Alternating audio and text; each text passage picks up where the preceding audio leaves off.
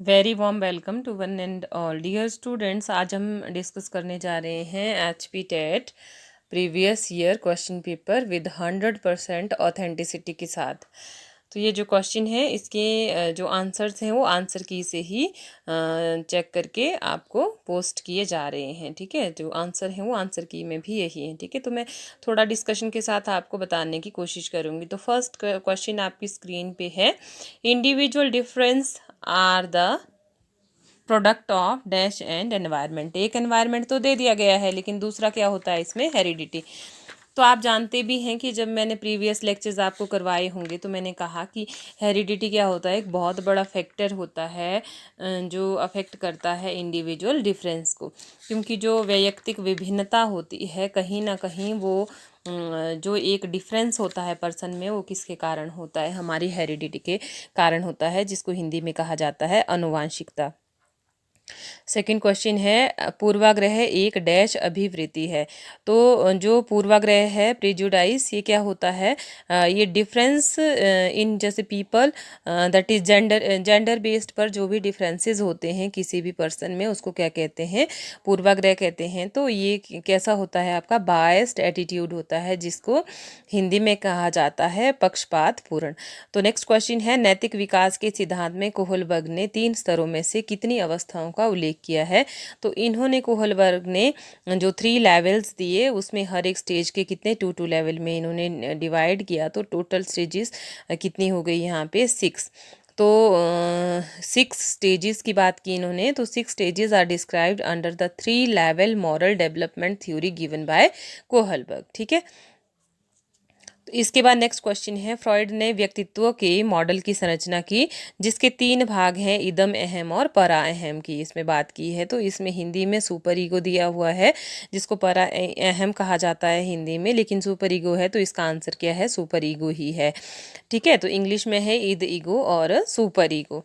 Next question है, साइके plus क्या आता है आपका, जो लोगोस आता है। तो साइके मीन्स क्या होता है आपका, सोल। ठीक है, तो आत्मा इसको कहा जाता है। तो लोगोस का अर्थ क्या है, ज्ञान है, और साइके का अर्थ क्या है आपका, आत्मा। तो फ्रॉइड ने कौन से संप्रदाय की स्थापना की थी। तो ये बहुत बार क्वेश्चन पूछा गया है। फ्रॉइड से तो बहुत क्वेश्चन आते हैं, आपके जीन प्याजे से भी बहुत ज़्यादा क्वेश्चन पूछे जाते हैं। ठीक है, इंटेलिजेंस से भी आते हैं, पर्सनैलिटी से भी आते हैं। तो आपको इस तरह के जो टॉपिक हैं वो टेट की अगर आप प्रिपरेशन कर रहे हैं तो वो बहुत ज़्यादा हेल्पफुल होंगे आपको टेट क्वालिफाई करने के लिए। तो फ्रॉइड ने कौन से संप्रदाय की स्थापना की थी। तो इन्होंने मनोविश्लेषणवाद की स्थापना की थी, जिसको इंग्लिश में कहा जाता है साइको एनालिसिस। ठीक है, तो नेक्स्ट क्वेश्चन आता है, पिट्यूटरी जो ग्लैंड है इज ऑल्सो नोन एज, तो उसको कहा जाता है मास्टर ग्लैंड। नेक्स्ट क्वेश्चन है, it takes a maturation period of dash months for the child to take his first step in walking. तो फर्स्ट जो स्टेप बच्चा एक करता है, इसमें देखिए 5 to 6 मंथ में तो नहीं करेगा, 4 to 5 मंथ में भी नहीं करेगा। तो मेनली जो फर्स्ट स्टेप होता है एक बच्चे का, वो 10 to 12 मंथ में वो बच्चा एक स्टेप लेता है। उसके बाद नेक्स्ट आता है, the first person to conduct experiments in classical conditioning theory. तो क्लासिकल कंडीशनिंग जो थ्योरी थी वो किसने दी थी, इवान पेवलोव ने दी थी। उसके बाद आता है, वो propounded the theory of reinforcement. तो जो रीइंफोर्समेंट की थ्योरी दी थी, जिसको हिंदी में कहा जाता है पुनर्बलन का सिद्धांत, तो ये किसके द्वारा दिया गया था। तो ये BF स्किनर के द्वारा दिया गया था। तो आपने याद रखना है कि जो पुनर्बलन रीइंफोर्समेंट थ्योरी है वो किसने दी है, स्किनर ने। और जो आपकी कंडीशनिंग की थ्योरी है, क्लासिकल कंडीशनिंग की, तो वो दी है पेवलोव ने। और अगर हिट एंड ट्रायल थ्योरी कहें तो वो किसने दी है, आपकी थॉर्नडाइक ने वो थ्योरी दी है। तो थ्योरीज से रिगार्डिंग बहुत ज़्यादा क्वेश्चन आपके टेट में पूछे जाते हैं। नेक्स्ट क्वेश्चन है, स्याही धब्बा परीक्षण ink blot test was used by. तो ये किसने, रोशार्क ने किया था। तो ये पर्सनालिटी का टेस्ट होता है असाइन करने के लिए। तो पर्सनालिटी जब हम पढ़ते हैं तो उसमें डिफरेंट टाइप्स के टेस्ट भी होते हैं। तो मैंने पर्सनालिटी तो करवाया था, लेकिन उसमें आपको उसमें टेस्ट नहीं थे, परीक्षण नहीं थे पर्सनालिटी के। तो ये आपको एक्टिविटी बेस्ड होता है। तो तब आपको स्याही धब्बा आपने याद रखना है, जो स्याही धब्बा परीक्षण है वहाँ से पर्सनालिटी को असेस किया जाता है, तो इसको कहते हैं रुशार्क टेस्ट, और ये दिया था रुशार्क ने। उसके बाद आता है the first stage of need according to Maslow. जो मैस्लो की थ्योरी थी उसमें जो फर्स्ट जो स्टेज है वो है फिजियोलॉजिकल, जिसको कहा जाता है शारीरिक, और जो लास्ट है वो सेल्फ एस्टीम होती है, उसमें आत्मसम्मान की जो भावना होती है। तो फिजियोलॉजिकल तो फर्स्ट पूछा है, तो मैस्लो के अनुसार बच्चे की प्रथम आवश्यकता क्या होती है, उसकी फिजियोलॉजिकल नीड होती है। उसके बाद आता है IQ इज कैलकुलेटेड एज। तो IQ को जब हम निकालते हैं तो उसका फॉर्मूला होता है mental as divided by chronological age into 100। तो आपने कंफ्यूज नहीं होना है, मेंटल एज डिवाइडेड बाय आपकी क्रोनोलॉजिकल एज, और उसके बाद आती है आपकी मल्टीप्लाइड बाय 100। ठीक है, मेंटल मानसिक मतलब वो किस क्लास में है, क्रोनोलॉजिकल एक्चुअल में शारीरिक जो आयु है वो क्या है, और इंटू 100। तो इससे रिलेटेड आप क्वेश्चन भी फाइंड आउट कर सकते हो। ठीक है, which of these is not a sensory channel. तो सेंसरी चैनल किसको नहीं कहा जाता है इसमें, तो मेमोरी को सेंसरी चैनल नहीं कहा जाता है। विजन देखेंगे, ठीक है, सेंसेस के थ्रू करेंगे।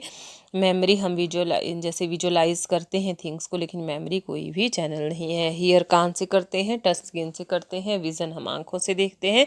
तो ये क्या हो गई, हमारी सेंसेस हैं। ठीक है, तो इसलिए जो मेमोरी है वो सेंसरी चैनल नहीं है। Decision making is a kind of dash. तो ये क्या है, डिसीजन मेकिंग, जब हम डिसीजन लेते हैं तो कहीं ना कहीं तो ये क्या है, प्रॉब्लम सॉल्विंग काइंड है डिसीजन मेकिंग। ठीक है, तो decision making is a kind of problem solving, निर्णय लेना एक प्रकार का क्या है, समस्या समाधान है। उसके बाद average IQ of a person is. तो एवरेज IQ बहुत बार पूछा जाता है मैक्सिमम टाइम, तो आपने याद रखना है 90 to 110 जो स्टूडेंट्स होते हैं वो उनका जो IQ होता है वो क्या होता है, एवरेज होता है। औसत बुद्धि लब्धि होती है 90 से लेके 110 तक। ठीक है, नेक्स्ट है creative people tend to think in a dash manner. तो ये कैसे सोचते हैं, डाइवर्जेंट वे में सोचते हैं। ठीक है, तो डाइवर्जेंट की बात करें तो ये होते हैं आपके बहुविध प्रकार के। बहुविध प्रकार मतलब बहुत सारी क्रिएटिव, हो सकता है कि वो आर्ट में क्रिएटिव हो, दूसरा हो सकता है वो सिंगर बहुत अच्छा हो, क्रिएटिविटी उसकी किसी भी फील्ड में हो सकती है। तो डाइवर्ज क्या करता है कि वो एक पॉइंट में ना होके कन्वर्जेंट हमारा एक पॉइंट पे शो करता है हर एक चीज़ को, कि फोकस करेगा, एक ही आंसर देने की कोशिश करेगा जो एग्जैक्ट होगा उसका। लेकिन जो डाइवर्जेंट होता है वो डिफरेंट टाइप्स की सोच के अकॉर्डिंग उस चीज़ को शो करता है। तो जो क्रिएटिव पीपल होते हैं वो tend to think in a divergent manner, लेकिन इंटेलिजेंस जो होती है वो कन्वर्जेंट वे में पीपल सोचता है वहाँ पे। तो आपने याद रखना है the first important step in conducting an experiment is. तो वो होता है आपका फॉर्मेटिंग अ हाइपोथेसिस। तो जो पहला जो महत्वपूर्ण काम होता है, कभी भी हमने कुछ प्रयोग करना होता है तो उसमें हम फॉर्म करते हैं हाइपोथेसिस, कि इस प्रयोग को करने के बाद ये होगा, मान लो ये होता तो क्या होता। इस तरह की हमें सिचुएशन लेनी पड़ती है। ठीक है, तो हम परिकल्पना का निर्माण करते हैं। जब परिकल्पना का निर्माण करते हैं तो उसके बाद क्या होता है, हम उस चीज़ को फाइंड आउट कर सकते हैं। उसके बाद आता है the first psychological laboratory was formally established in. तो ये लिपजिंग में फर्स्ट लेबोरेटरी थी। तो ये बहुत बार क्वेश्चन पूछा जाता है कि जो first psychological laboratory was formally established in, तो लिपजिंग में ये बनी थी। ठीक है, जीन्स वर्क इन, हमेशा वो किस में, जीन किस में काम करते हैं, पेयर्स में काम करते हैं। ठीक है, एंडोक्राइन जो ग्लैंड होता है are called ductless gland because they secretes their hormones directly into blood. तो ये मैंने पढ़ाया था कि वो किस में करते हैं, डायरेक्टली इनटू ब्लड होते हैं। और जो एंडोक्राइन ग्लैंड होता है उसकी वजह से ही जो हमारे इमोशन होते हैं कहीं ना कहीं क्या करते हैं, वो अफेक्ट करते हैं। तो ये डक्टलेस ग्लैंड है, ये भी याद रखना है। ये भी पूछा जा सकता है कि एंडोक्राइन ग्लैंड को क्या कहा जाता है, तो डक्टलेस ग्लैंड इसको कहा जाता है क्योंकि ये सिक्रेट करते हैं hormones directly into the blood. इसके बाद नेक्स्ट है विलियम बंडूरा जो है हमारे, according to Bandura a child learns by. तो किससे सीखता है, वो इमिटेशन से सीखता है, अनुकरण से वो सीखता है। तो बंडूरा ने काफ़ी एक्सपेरिमेंट्स किए थे जिसमें उन्होंने बच्चों को मूवी दिखाई। मूवी में जो जैसे बच्चों ने बिहेव किया था, चाहे वो पॉजिटिव था चाहे वो नेगेटिव था, तो उन बच्चों ने उसको देख के ही क्या किया, वैसे बिहेव करना शुरू कर दिया। तो इन्होंने कहा कि किससे सीखेगा, इमिटेशन से सीखेगा, अनुकरण करके सीखेगा, उसको बताने की भी ज़रूरत नहीं पड़ेगी। जैसे आपने कई बार देखा होगा कि छोटे बच्चे क्या करते हैं, अगर मदर फ़ोन सुनते सुनते बात करती है, एक्सप्रेशन जैसे देती है, वो बच्चे भी क्या करते हैं, उस चीज़ को फॉलो करते हैं। That is your imitation. Next आता है a relatively dash change in behaviour is called learning. तो उसको कैसी लर्निंग कहा जाता है? उसको परमानेंट लर्निंग कहा जाता है। तो व्यवहार में अपेक्षाकृत डैश परिवर्तन को सीखना कहते हैं। तो कैसा होता है? आपका स्थायी परिवर्तन होता है। Operant conditioning is associated with, तो कौन सी होती है? स्किनर की। ठीक है, तो क्लासिकल कंडीशनिंग की हमने बात की थी, तो किसकी थी? पेवलव की। और जो ऑपरेंट कंडीशनिंग है वो किसकी है? स्किनर की। तो आपने याद रखनी है, क्लासिकल कंडीशनिंग थ्योरी किसने दी है? आपकी इवान पेवलव ने। और जो ऑपरेंट कंडीशनिंग है वो किसने दी है? स्किनर ने। ठीक है, गेस्टॉल्ट मीन्स होल। हमेशा जो गेस्टॉल्टिज्म बात करता है वो होल की बात करता है। जैसे गेस्टॉल्ट मीन्स होल, मतलब एक फूल अगर है तो पूरे पौधे की बात करेगा, बॉडी है तो पूरी बॉडी की बात करेगा, होल की।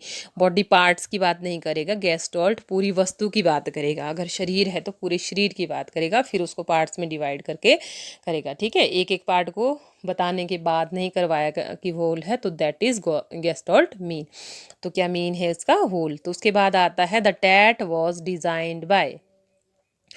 तो जो एप्रिसिएशन टेस्ट है वो किसने दिया है? मुर्रे ने दिया है। The TAT was designed by, तो ये किसने दिया है? मुर्रे ने दिया है। तो आपने इसको याद रखना है। आइजेंक वॉज डैश साइकोलॉजिस्ट, तो ये कैसे साइकोलॉजिस्ट थे? ये ब्रिटिश साइकोलॉजिस्ट थे। ठीक है, आपने याद रखना है Eysenck was a British psychologist. तो इन क्वेश्चन को देख के आपको पता भी लगा होगा किस तरह के क्वेश्चन एग्जाम में पूछे जाते हैं। मेनली किस पर ये डिपेंड होते हैं आपके? मेनली जो सब्जेक्ट होता है वो साइकोलॉजी पर बेस्ड सारे होते हैं। तो तभी मैं कहती हूँ कि आप इस सब्जेक्ट को थोड़ा लाइटली ना लें, बल्कि अच्छे से इस चीज़ को स्टडी करें। The self actualisation theory was proposed by, तो किसने दी थी? मैस्लो ने दी थी। तो सेल्फ एस्टीम की ये बात करता है, स्टार्टिंग में फिजियोलॉजी की बात करता है, फिजियोलॉजिकल नीड की बात करता है। तो सेल्फ एक्चुअलाइजेशन किसी पर्सन को हो जाता है, तो इस थ्योरी को नाम दिया गया सेल्फ एक्चुअलाइजेशन का। स्ववास्तविकीकरण का सिद्धांत जो दिया था वो किसने दिया था? आपका मैस्लो ने दिया था। If previous learning helps in new learning then there will be a dash transfer of learning. तो उसको क्या कहेंगे? अगर पहले का सीखा हुआ नए सीखने में मदद करे तो उसको कहते हैं सकारात्मक अंतरण। ठीक है, तो पॉजिटिव ट्रांसफर ऑफ लर्निंग। तो ये कैसी ट्रांसफर होगी? पॉजिटिव ट्रांसफर ऑफ लर्निंग हम इसको कहेंगे। तो थैंक्स फॉर वॉचिंग स्टूडेंट्स। मुझे लगता है कि आपको हेल्पफुल होगी मेरी वीडियो। अगर हेल्पफुल होगी तो प्लीज़ आप लाइक ज़रूर करें, और अगर मेरे पढ़ाए हुए स्टूडेंट्स इस वीडियो को देखें तो वो ज़रूर अपना नाम लिखें। ठीक है, ताकि मुझे पता चले कि किसने मेरी वीडियो को देखा। Thank you so much. Thanks for watching.